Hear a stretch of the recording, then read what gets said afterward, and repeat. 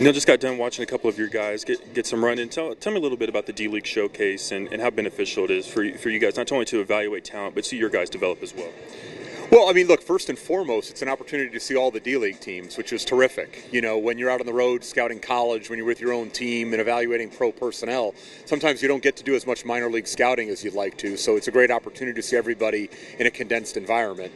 And then for guys like Nolan and for Will to be able to come down here, you know, apply what they're learning in practice every day, but maybe not have the opportunity to get game minutes with Portland, it's a great opportunity for them to play in a highly competitive environment because, you know, everybody seems to ramp it up here at the Showcase because they see a lot of GMs out in the audience, and you know they want to try and play their best basketball.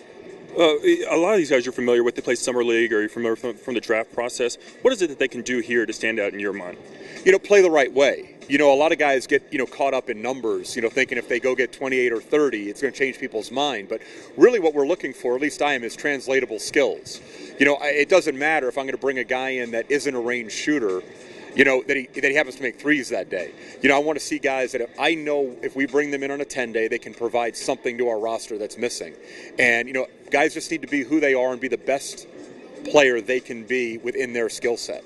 I just got done talking to Chris Walson. He said something similar. They're looking for specialists, guys that are really good at one area. Is this an environment where specialists can really stand out and maybe get a chance to hop on with an NBA team? Yeah, look, I agree with Chris. And, you know, and Chris has done an incredible job finding talent where other people have overlooked it. But, you know, look, there aren't that many generalists in our league. You know, you've got 25 or 30 guys that are gifted enough to do everything. And then you look at guys that bring something to the table, whether it's rebounding, blocking shots, handling the ball, you know, defensive pressure, whatever it happens to be. So I think when you come down to an event like this, you're really looking for, if you have a hole on your roster, is there someone here with a skill that can fill it? Over 30%, I believe, of first-round draft picks from this past year have been sent down to the D-League. You have a guy in Damian Lillard who has not been to the D-League. He clearly won't be down. Right. He's leading the race for Rookie of the Year. Are you impressed with how good he's been so far? Is this what you were expecting? Well, it's what we were hoping for. You know, I mean, I think when we drafted Damian, we knew we were going to hand him the ball day one. It's why we didn't bring in any of the other point guards that would compete for minutes with him. You know, it's a lot of what we saw. Again, we get back to translatable skills and things that you saw at Weber State. He's translating easier probably than we thought to the NBA at this point. Well, so, and you guys gave Nicholas Batum a big contract this offseason. How pleased are you with the way he's played so far?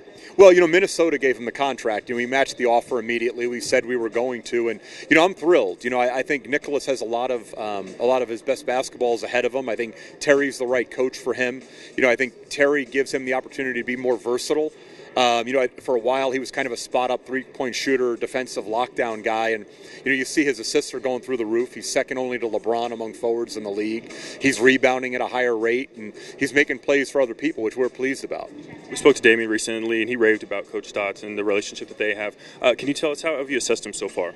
Well, Terry's been terrific. You know, I think we took a unique approach. We filled out the roster first, and then found a coach we thought best suited our roster. And you know, look, from the development of, you know, Damian Lillard and Myers Leonard at this point, and you know, our veterans that have excelled. You know, Wesley Matthews and Batum are having career years. LaMarcus is at or above his career numbers, and you know, we're getting great performances out of J.J. Hickson, who was a guy who was on the waiver wire, you know, 12 months ago, and now he's averaging a double-double, and you know, I think he's 4th or 5th in the league in rebounding. So Terry has a unique ability to bring out the best in his team by empowering them and giving them, you know, the flexibility to do what they do well. And he's a coach that supports their strengths and then works with them on their weaknesses, but he coaches from a positive.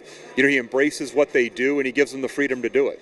Final question I have, what's your guys' approach to the trade deadline? Is there any specific needs that you've set so far? Well, you know, look, we've said from the beginning it's going to be a process. You know, I think right now from a record standpoint, you know, we're probably a little bit ahead of where we thought we were going to be. Again, a lot of that's due to Terry and the development of some of our younger guys.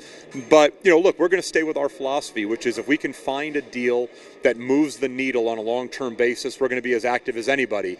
But we're not going to make incremental moves that take away our long-term flexibility.